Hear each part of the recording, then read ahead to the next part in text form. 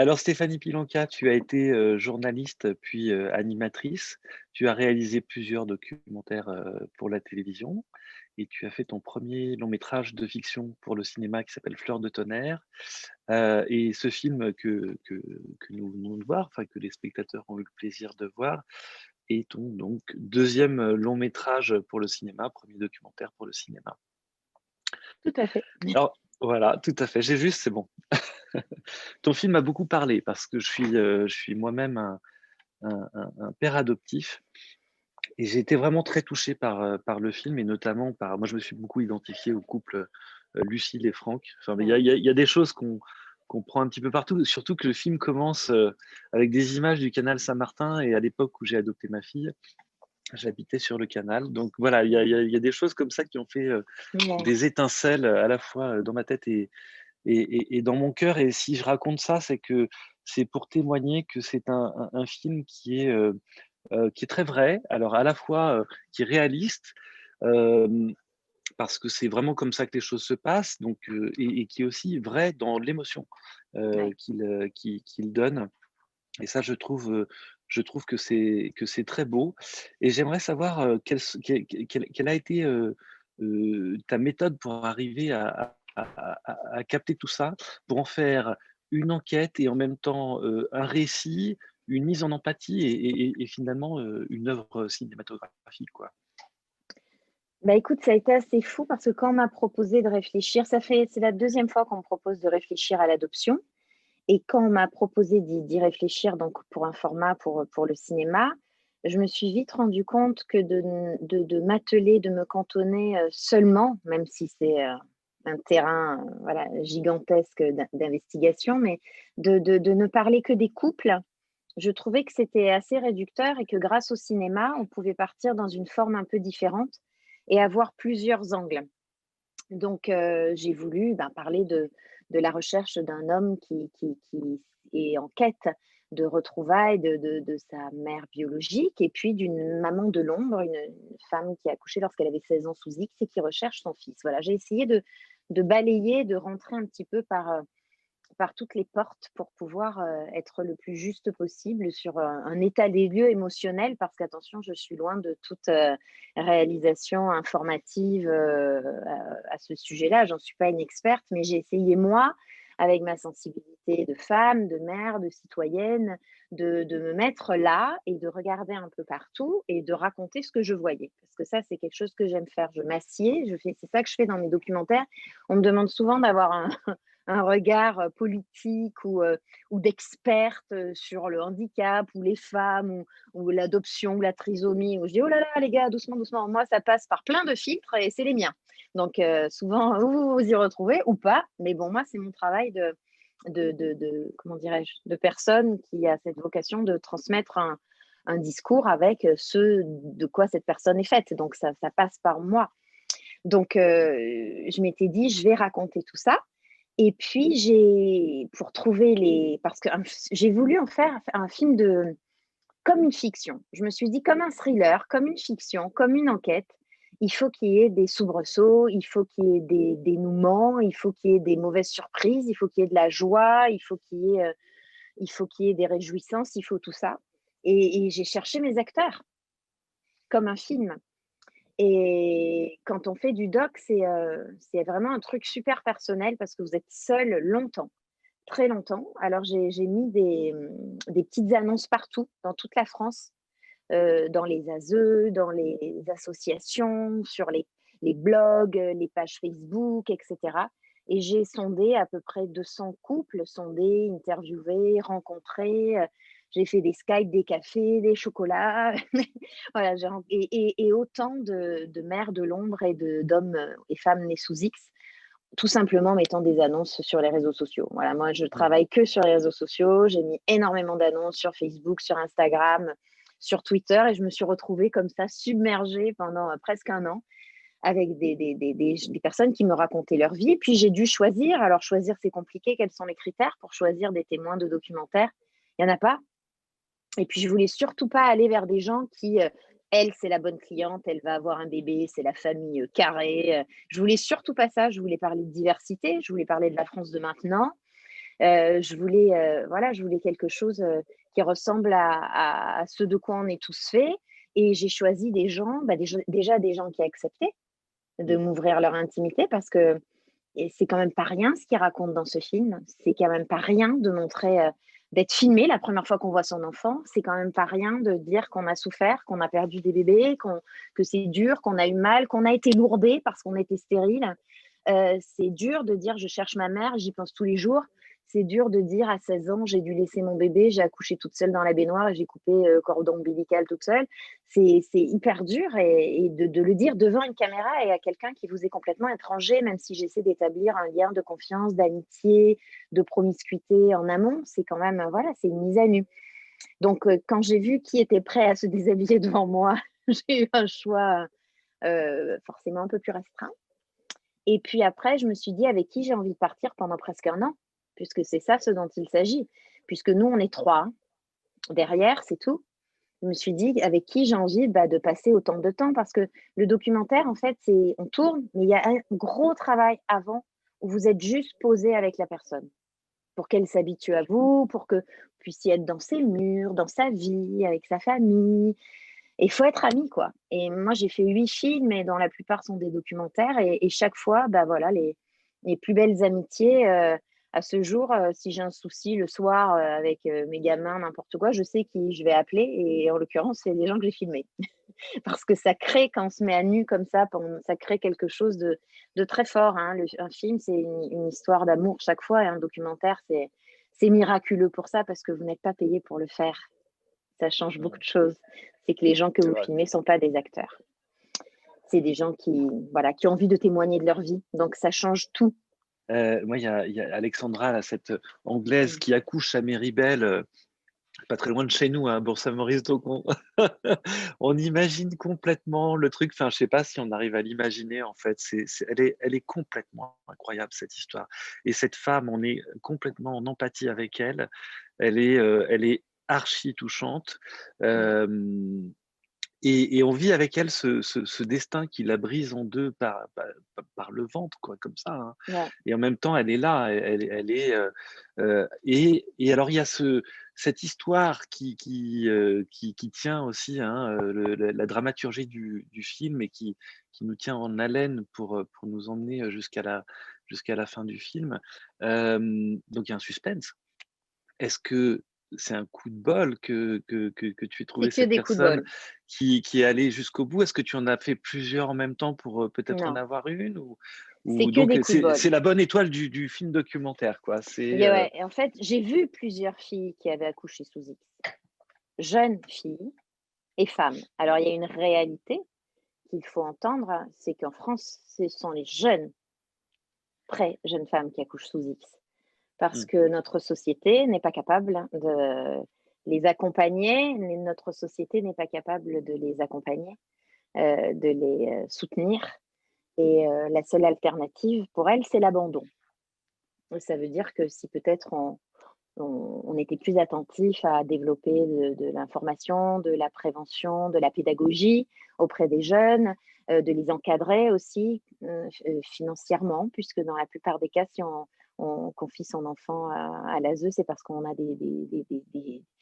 des soucis relatifs à, voilà, un niveau de vie, à un confort, ou ce sont des drames aussi, des accidents. Et moi, j'avais beaucoup de mal à filmer ces jeunes filles. Tu vois, en France, j'avais quand même quelques jeunes filles qui étaient prêtes à témoigner, une quinzaine, et je me disais: «De quel droit, moi, je vais m'emparer de leur vie, alors qu'elles sont au tout début de leur existence et je vais les ficher?» Je vais les mmh, ficher pour un film, qui restera parce que les films restent, hein, tu vois? Il y a des mmh, liens mmh, partout, il y a des plateformes, il y a des replays, et peut-être cette fille aura pas envie, dans 2 ans que son mari ou son fils, soit au courant de non pas de ce qu'elle a vécu, mais de la douleur qu'elle a eue, lorsqu'elle a voulu me témoigner son histoire, puisque c'était assez lourd chaque fois, évidemment. Et là, c'était miraculeux, c'est que c'était l'avant-première d'un film que j'ai fait qui s'appelle «Laissez-moi aimer» pour Arte. Et il y a une copine qui est là et qui dit à mon monteur: «Tu es sur quoi en ce moment?» Et mon monteur lui dit: «Bah, ce film est fait, on en a attaqué un autre avec Stéphanie sur l'adoption». Elle fait: «Oh, c'est incroyable! Une de mes plus chères amies a sûrement accouché sous X». parce que quand elle est en fin de soirée et qu'elle va mal, quand nous étions jeunes, elle pleurait et je croyais entendre des choses et voilà, j'avais cru comprendre qu'elle avait vécu quelque chose de douloureux. Mon monteur oublie, on est en montage de petites séquences de ce film-là sur l'adoption que nous étions en train de prémonter et il me dit: «Oh, j'ai oublié de te dire, elle m'a» et là je dis: «Pardon?» et d'un seul coup, tout me plaisait parce que quand il me Ouais, parlait d'elle, c'était l'Angleterre. Donc il y a une distance. Tu vois? Non pas pour qu'elle se fasse remarquer, absolument. tracer ou quoi, mais il y a une espèce de distance. Il y a la langue, il y a le décor et il y a l'âge. Et tout ça, ça jetait Mmh. un voile de pudeur, tu vois? Parce que j'étais pas face à une jeune qui habite Aubervilliers, comme celle que j'ai rencontrée, et que j'aurais vraiment rêvé filmer et qui me disait: «Oui, mais tu veux pas un peu de dos et parce que si mes frères me chopent», voilà. Donc là, il y avait quelque chose de, tu vois, où on était loin et c'était mieux et le fait qu'elle soit anglaise, ça c'est très égoïste, c'est que moi, ça me mettait un filtre entre elle et moi. Parce que c'est quand tu te prends ça comme ça, Mmh. c'est ouf et j'aimais bien l'idée d'une anglaise, puis ça faisait un peu international. Non, je rigole, mais ça j'aimais bien cette idée. Tu sais, ça faisait un peu, puis c'est beau, la nature et tout et puis voilà et puis ça s'est fait que quand il m'a dit ça, le soir, j'avais le numéro de la fille et j'y étais le lendemain. Puisque le doc, c'est ça, c'est la réactivité. Et puis, cette fille voulait rentrer en contact avec Fabrice Brault, ce détective, et elle m'a permis de filmer tout ça. Et après, c'est un miracle, parce que je le filme, il remonte le truc, il y a une espèce de scène de solidarité qui se fait. Moi, tu peux pas imaginer ce que j'ai fait de mon côté. J'ai inondé les réseaux sociaux de tu es né à tel endroit. Alors attends, c'était où? C'était tu es né à Méribel. Ouais. Méribel. À Tu es Moutier, né à ouais. Méribel Ah bah le oui, tel jour, à à Miribel, telle oui, pardon. heure, où vous connaissez quelqu'un qui s'appelle Christophe, qui est né à tel moment à Méribel à telle heure, venez à moi. Alors j'ai eu une quantité de gars qui étaient nés à Méribel ce jour-là, puisque possiblement le nom devait changer, mais pas lui. Et Mmh. pourtant, je peux te dire que l'hashtag Haute-Savoie, Méribel, Moutier, j'ai tout fait. J'ai envoyé à tout le monde, il y a des gamins de lycée qui l'ont partagé, des gamins, des pompiers, il y a une espèce de chaîne de solidarité qui s'est faite. Et pourtant, c'est quelqu'un comment dirais-je, qui est bien vivant chez vous et voilà, qui participe à beaucoup de choses. Et voilà. Et je ne l'ai pas retrouvé comme ça, je n'ai pas retrouvé moi. Et c'est le détective qui enquêtait donc Mmh. pour elle, qui a bien voulu qu'on la suive et qu'on la suive et elle est venue. Et puis, le coup de fil, tout ça, c'est vrai, hein, c'est 16 heures. Il appelle la compagne de ce Christophe Romain et le soir même, il vient la voir et il nous donne rendez-vous le lendemain et je demande si on peut juste avoir quelques images et ça s'est fait comme ça, tu vois? Mais C'est c'était génial. complètement inattendu. Elle avait pas c'était pas du tout prévu, comme c'était pas du tout prévu que Lucille et Franck aient une petite fille. T'imagines, il y a un truc comme ça sur le bureau, avant, enfin à l'ASE, le bureau des adoptions, en conseil de famille, ils ont le choix entre 600 personnes. Après bon, les travailleurs sociaux en présentent, 3 ou 4 dossiers, mais c'était incroyable et quand j'ai choisi Lucille et Franck, Lucille, qui est journaliste, alors ça c'est très gênant quand de filmer une journaliste, mais ça s'est bien passé. Ouais, Lucille qui est journaliste me disait: «Mais pourquoi tu nous prends nous? Je suis en fin de course, c'est la fin pour moi. ouais, Je suis là, je limite. C'est-à-dire que si on n'a pas un bébé là dans 2 mois, c'est fini, mon agrément, il est mort. Donc c'est pas un bon choix. Prends plutôt un couple, qui voilà, dont ça fait 3 ans, 3, 4 ans, un couple jeune, qui a encore le temps, mais pas nous. Enfin jeune entre guillemets, tu vois? Tu m'as compris? Pas nous, c'est pas on n'est pas les bons clients et je sais pas pourquoi, je les ai vus 1 fois, 2 fois, 3 fois, 4 fois et elle me dit: «Mais tu sais, tu es sûre, tu es sûre?» Et moi je leur dis: «Mais vous, vous êtes sûrs? Vous êtes sûrs que vous voulez bien que je vous filme?» Et elle me dit: «Mais bien sûr, bien sûr» et puis après j'ai dit: «Ce sont eux». Et alors là, ouais, quand tu dis ça à ta prod et toi: «Mais pourquoi eux?» Je dis: «Je le sens» c'est et quand la l'instinct. tutrice m'a accordé, m'a autorisé à venir filmer un coup de fil et que je me suis rendu compte que c'était pour eux, tu imagines la surprise. C'est sympa que tout se soit écrit comme ça. C'était Hitchcock, je crois, qui disait, «Au cinéma, le réalisateur, c'est Dieu». Tellement vrai. Mais dans le documentaire, Dieu, c'est le réalisateur. Mais tellement vrai, j'ai rien décidé, tu vois? Donc Ouais, c'est ça qui est c'est fou. ça. Non, mais c'est ça qui est beau aussi, hein, parce que c'est vrai que c'est la magie du Ouais, documentaire et il se passe des choses comme ça qu'on n'avait pas forcément, ouais, calculées. Ce que j'aime bien aussi, c'est ouais. que Puis tu on a t'es eu battu pour la et c'est mort de cette pas, c'est dame, ouais. plus, ouais, c'est plus le destin. Moi, j'ai envie de Voilà, c'est tirer ça. aussi le fil sur le système français, parce que tu as commencé un peu à en parler. Maintenant que tu le connais un peu, ce système français, à la fois d'accouchement sous X, de procédures, d'agréments, de dossiers comme ça, quel regard tu portes sur ce système français? Et si tu étais aux manettes, qu'est-ce que tu ferais pour le changer, Alors pour l'améliorer? je crois que tout ça, il y a un manque de fonds incroyable. S'il y Mmh. avait plus de fonds pour la protection de l'enfance, je pense qu'il y aurait beaucoup plus de travailleurs sociaux, que tout irait beaucoup plus vite, que les services seraient plus efficaces et désengorgés. Je pense, premier point, non, parce que pour que ça change les choses, c'est juste de l'argent. Les bonnes volontés, tu imagines ces mecs énarques, polytechniciens, ces penseurs, ces tables rondes, ces économistes, ces philosophes, ces sociologues, on est tous d'accord qu'on peut les trouver les solutions. Mais on les trouve pas, pourquoi? Parce que l'argent, c'est le nerf de la guerre et puis là, il y a beaucoup d'argent en jeu. Quand on parle de l'enfance et de la protection de l'enfance, je pense que voilà, les moyens, comme aussitôt qu'il s'agit d'humains, les fonds, bah, voilà, ils se réduisent, il y a des coupes, drastiques tout le temps. Ce que j'entends là-dedans, c'est on en parle beaucoup, c'est un sujet hyper chaud, puis notamment parce qu'il y a une proposition là, qui est débattue à l'Assemblée. Il y a plus de 16 000 personnes, couples, qui attendent en France des enfants. Mmh. Il y a plus de 16 000 personnes qui ont un agrément. Donc l'agrément, c'est le passeport pour l'adoption, d'accord? Ce qui est déjà une étape à passer, hein. Ce qui est déjà une étape à passer de un an et allez, un an, d'accord? Il y a il y a 16 000, personnes et il y a pas de pupille. Mmh. La vérité, elle est là, c'est qu'il y a plus d'enfants adoptés. Il y a plus à l'international, il y a plus, quasiment plus, parce que ça coûte très cher, parce que certains pays ont révisé, Il y a beaucoup de leur code, contraintes, ouais. voilà, parce que c'est très compliqué. On adopte de moins en moins facilement parce qu'il y a eu des dérives terribles, il y a eu des faits répréhensibles et il y a eu une opacité qui, voilà, qui finalement fallait que ça s'arrête un jour. Donc il y a toujours, mais c'est très compliqué. C'est des contraintes, c'est se rendre dans un pays très souvent, c'est des fonds, c'est des actes, c'est de la traduction, c'est des traducteurs, c'est des nuits d'hôtel, c'est des voyages, c'est un coût en moyenne pour adopter à l'étranger, c'est 20 000 euros. Hein. Pas pour acheter un bébé, attention, hein, on est bien d'accord, mais pour engager tout ça, Mmh. ce process, et ça n'a rien à voir avec l'ASE, mais le process vers un autre pays, c'est à peu près ce que ça représente. En France, il n'y a pas de pupilles. Il n'y a plus de pupilles à adopter. Alors pourquoi? Par exemple, cette année à Paris, il y a eu 10 bébés dans l'année qui sont nés sous X. Alors ça veut dire quoi?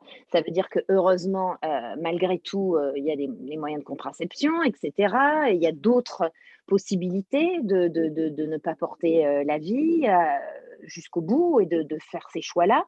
Mais il y en a que 10. Donc, il y a une vraie question. C'est que d'un côté, on a une quantité d'individus qui sont prêts à être parents et puis d'un autre côté, là, il y a une réalité, c'est qu'il y a plus d'enfants. Il y a pas d'enfants, c'est pas vrai. Il y en a de moins en moins. Dans les années 70, 80, 90, ça baisse, baisse, baisse, baisse, il y en a plus.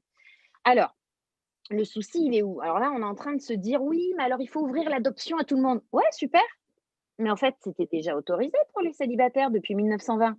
C'est juste que les conseils de famille, lorsqu'ils ont un choix, préfèrent donner une double filiation de 2 parents, homme ou femme ou homme-homme, on s'en fout, de 2 parents pour la stabilité, comment dirais-je? Si un parent venait à être malade ou disparaître et cetera, eh ben, il vous reste un parent. Voilà, c'est la raison pour laquelle les conseils de famille, de manière générale, en France, bah, préfèrent, confier des enfants, à des couples. Donc dans cette nouvelle loi, on dit: «Oui, mais alors les célibataires, oui les pacsés, oui les concubins». OK, pas de souci, mais il y a pas de bébé les gars. Donc en fait, le vrai truc, moi je suis pas spécialiste, hein, mais j'ai passé un an là-dedans. Moi, je pense qu'il y a beaucoup de pupilles qui ne sont pas adoptables. ou que l'on ne juge pas adoptable. Pourquoi? Parce qu'adopter un enfant un peu plus grand, c'est un vrai projet.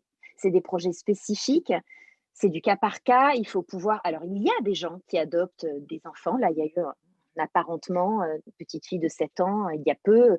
Ça se passe, ça existe. Mais il y a le droit au bébé. Il y a le droit au bébé et le bébé tout de suite.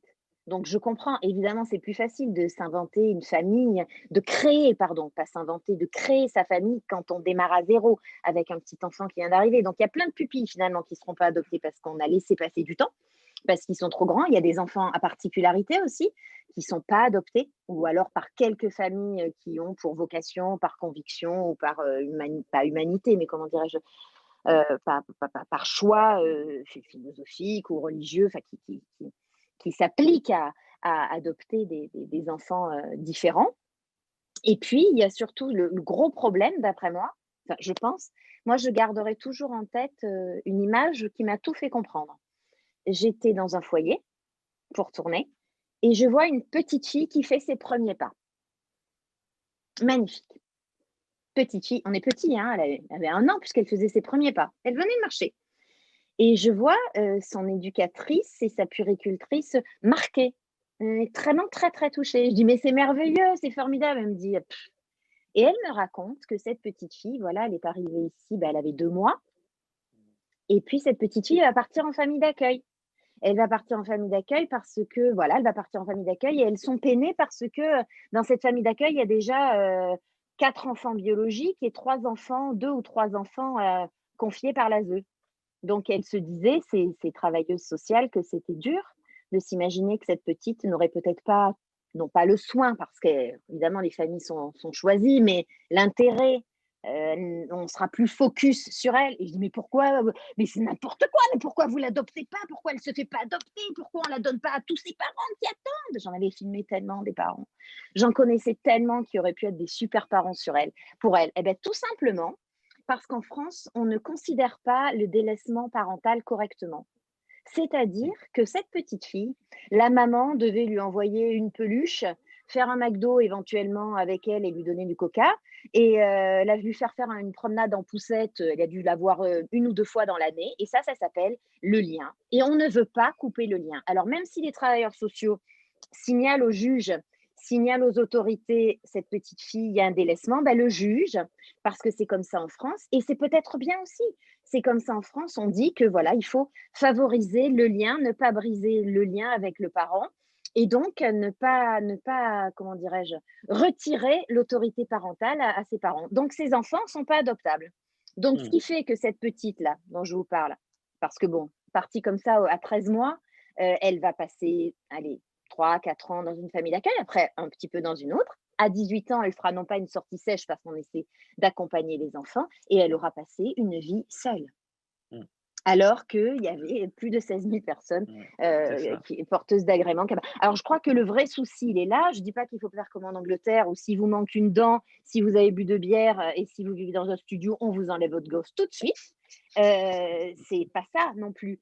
Mais je pense que on laisse passer trop de temps lorsqu'il y a un dysfonctionnement avec un adulte qui n'est pas capable de, comment dirais-je, d'assumer sa parentalité. Je pense que très vite, on devrait pouvoir adopter, enfin, mettre en place des mesures parce qu'il s'agit de l'intérêt supérieur de l'enfant. Alors, bien sûr, maintenant, on dit oui, mais il va y avoir l'adoption simple. L'adoption simple, ça veut dire que vous pouvez maintenant, c'est le projet de cette loi, adopter des enfants qui garderont le nom de leurs parents, qui garderont le contact avec les parents, mais vous, adoptant, vous aurez l'autorité parentale. Vous êtes parent, tu es parent. Compliqué quand même, hein. Alors, je suis ta mère Mmh mh. adoptive, j'ai l'autorité parentale, tu ne portes pas mon nom, tu as le droit de l'avoir, c'est pas ta mère, c'est moi qui, c'est voilà. C'est quand même, j'espère que des parents adoptants vont dire, OK, nous, on part pour cette aventure. Mais lorsqu'on n'a pas envie d'être déchu de son autorité parentale, on n'a pas envie jusqu'au bout. C'est la raison Mmh. pour laquelle ils confient à l'ASE, ils confient au foyer ou aux familles d'accueil, parce que c'est pas des parents de substitution. C'est Mmh. archi compliqué. C'est C'est très pour ça que compliqué. ça aurait mérité beaucoup plus de monde dans un hémicycle. Ça aurait mérité d'être débattu grandement, comme il faut, pas entre 2 Covid et 2 déconfinements. il aurait fallu se pencher vraiment sur la question. Moi, voilà ce que j'ai, moi, la parole que j'ai recueillie, c'est pas la parole d'éditorialistes ou de patrons d'associations, c'est la parole des travailleurs sociaux, ceux qui ont les deux mains dans le cambouis comme ça et qui ont le cœur lourd lorsqu'ils se disent cette petite fille-là, ben voilà, elle a l'autorité parentale, elle la voit deux fois, c'est la raison pour laquelle elle ne peut pas se faire adopter. C'est fou. Après, il y a des personnes qui ne veulent pas que leur enfant soit adopté, mais qui viennent les voir les mercredis, qui entretiennent, où il y a un vrai lien. Alors, je dis pas que les juges font mal leur travail, mais c'est vrai que quand on est dans des sphères, comment dirais-je, plus hautes, il faudrait que les juges peut-être viennent faire des petits stages de, tu sais, une semaine par trimestre pour voir l'état des lieux dans les ASE, et cetera, pour voir comment ça se passe. Oui, ça serait Ce peut-être truc, il y a un intéressant. souci, c'est passionnant, hein, mais il y a un souci avec ce truc de l'autorité parentale. Mmh. Une dernière chose dont j'aimerais parler, c'est que le film, il commence par un accouchement, Mmh mh. sur une très belle chanson d'Aurélie Saada, Mmh. des Brigitte et dans cet accouchement, voilà, la sage-femme met l'enfant, sur le ventre de sa mère. Il y a ce contact, c'est très beau, c'est très touchant, puis surtout quand on est sur une ouverture et après elle emmène cet enfant, voilà. Donc on ne sait pas, hein, où elle l'emmène, mais enfin, étant donné la thématique du film, je pense qu'il y a quelque chose, de symbolique et puis les paroles, ce sont des paroles sur, la vie, va être ce qu'elle va être. Il y aura Mmh. des aventures, il y aura des choses, il y aura des c'est, voilà: Si tu m'aimes, j'ai des ailes». Mmh. Donc si tu m'aimes, j'ai des ailes. Je trouve que c'est intéressant. Alors c'est marrant que tu aies choisi d'ouvrir là-dessus parce que c'est presque une conclusion, Ouais. de dire, et puis ça c'est bien ça parce que ça rejoint ce que tu dis, là sur ce sujet, des parents qui n'arrivent Mmh. pas à laisser leur enfant à l'adoption et en fait, je pense que, l'amour, c'est peut-être en effet, ce qu'il y a de plus fort. C'est un peu ça, hein, le message, peu importe qu'on ait été, adopté ou qu'on ait des parents, biologiques et que tout part d'un accouchement finalement. Tu sais, moi, je suis devenue maman il y a 18 ans et une de mes plus chères amies est devenue maman par l'adoption, en même temps. Et puis un jour, lorsque nos garçons ont grandi et ont commencé à sortir, nous avons eu les mêmes nuits blanches. Nous avons eu les mêmes peurs. Nous avons eu le même ventre qui fait ça quand tu te dis, on lui a pas fait de mal, on l'a pas renversé en voiture, il s'est pas fait casser la gueule, est-ce qu'il va bien? Est-ce qu'il a pas trop bu? Est-ce qu'il va rentrer? Il est 3 heures, il n'est pas encore là. Ce que vivent tous les parents, ce qu'ont vécu les miens, ce que vivent tous les parents. L'universalité face et cette inquiétude et le soin. L'amour, c'est l'égard, c'est l'inquiétude et c'est le soin. C'est très important ça et quand elle est devenue maman, je me suis dit: «Tu vois, moi je suis maman, elle est sortie de mon ventre. Elle lui a juste ouvert les bras et pourtant nos nuits sont blanches à toutes les 2. Tu vois? L'amour, c'est l'égard et c'est la responsabilité. Moi, j'ai adoré être mère. J'ai adoré tous les instants. Mais tu sais que tu es vraiment parent quand il y a les premiers écueils, les premières déferlantes dans ta figure, les premières déceptions, les premières douleurs. Parce que là, ton amour, il est ancré et il doit pouvoir conjuguer patience, pardon, pardon et tolérance. Et ça, c'est la parentalité. Moi, je suis devenue maman, je pense, aux premières déceptions. Mmh. Et tu vois, dans le film, quand Lucille, elle apprend que possiblement, sa fille à 14 ans pourra demander: «Mais qui sont mes parents biologiques?» Est-ce que tu as vu le visage de cette femme? C'est à cet instant qu'elle devient mère. Parce Mmh. que quand tout va bien, on peut aimer. On aime, regarde, en amour, ton mec est génial, il est super, il fait plein de cadeaux, qu'est-ce qu'il est drôle, il est clean, il fait du sport. Mais c'est dans la difficulté qu'il faut pouvoir encore aimer. C'est ça le vrai amour.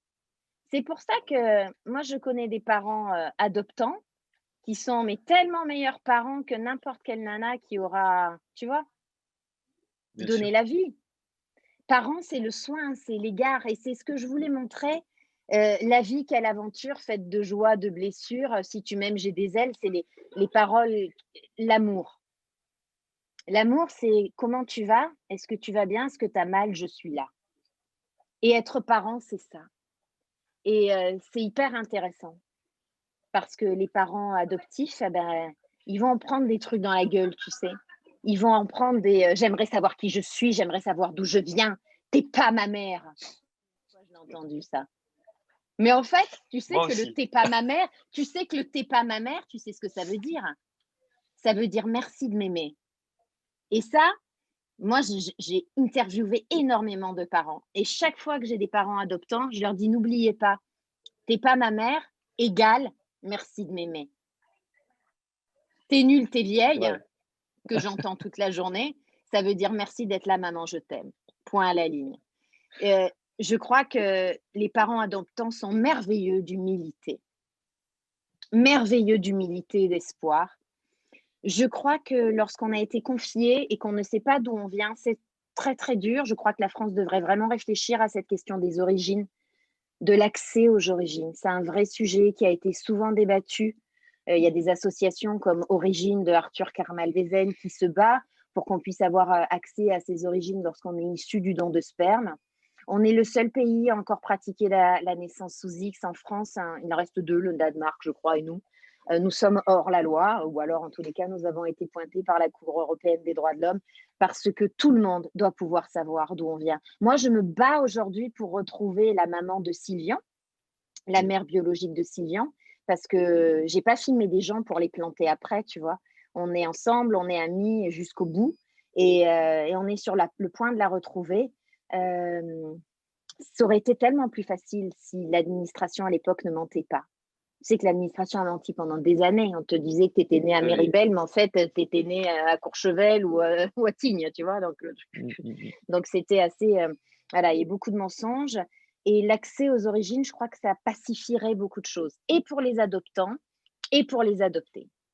Alors, il faudrait trouver un moyen de préserver, bien entendu, l'anonymat ou non pas l'anonymat, mais comment dirais-je, la liberté de celle qui a choisi. Mais elles sont si peu, je suis sûre qu'on pourrait trouver des informations. On peut bien grandir. Une adoption qui est réussie, c'est une adoption où tu as des clés, où on t'a dit, où tu sais. Alors, des fois, tu sais pas du tout.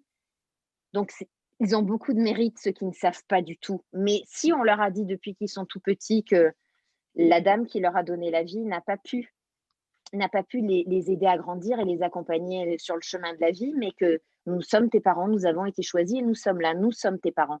Il suffit de verbaliser les choses comme ça et tout se passe bien, mais c'est très dur de dire ça.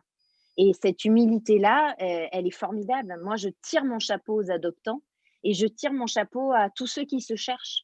Le nombre de mamans qui cherchent à retrouver, le nombre d'enfants, tu vois, ça se passe toujours bien.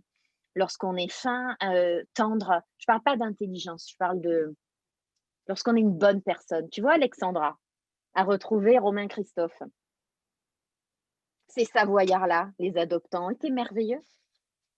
Et je vais te dire, la maman de Romain Christophe m'a dit un jour: «Je suis très contente, je lui prépare son anniversaire. Tu sais ce que c'est son cadeau?» Je dis: «Non, dis-moi». Elle me dit: «Je fais venir Alex».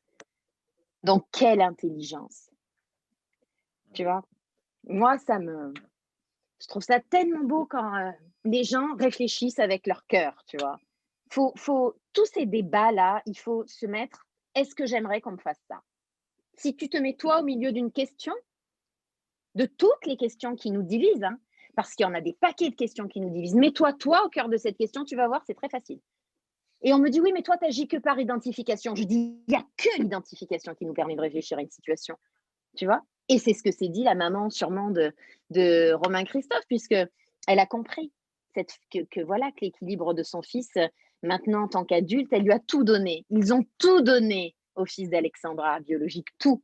C'est pour ça qu'il est costaud et qu'il est beau et qu'il est brillant et qu'il a tout, parce que tout a été donné par ses parents adoptifs. Et il a pu entretenir, retrouver Alexandra et puis tisser une relation adoubée par ses parents parce qu'ils étaient pleins d'amour. Sylvien, s'il peut chercher avec autant d'envie sa mère biologique, c'est parce qu'il a tout reçu de ses parents adoptifs. Voilà. Merci beaucoup Stéphanie, Je c'était t'en prie. passionnant. J'ai beaucoup apprécié cette discussion Ah, et merci, c'est et gentil. je souhaite beaucoup de bonnes chose pour le film, pour sa sortie. Je ne sais pas quand est-ce qu'il sortira. Le C'est 23 compliqué en ce décembre. moment. Le Le 23 23. décembre, OK. Ouais, le Ah bah, c'est 23, super. Ben t'imagines? voilà, un beau cadeau de Voilà, Noël. c'est oui, voilà, puis tout le monde veut sortir le 23, comme tu sais, il faut surtout pas rater le C'est 23. ça.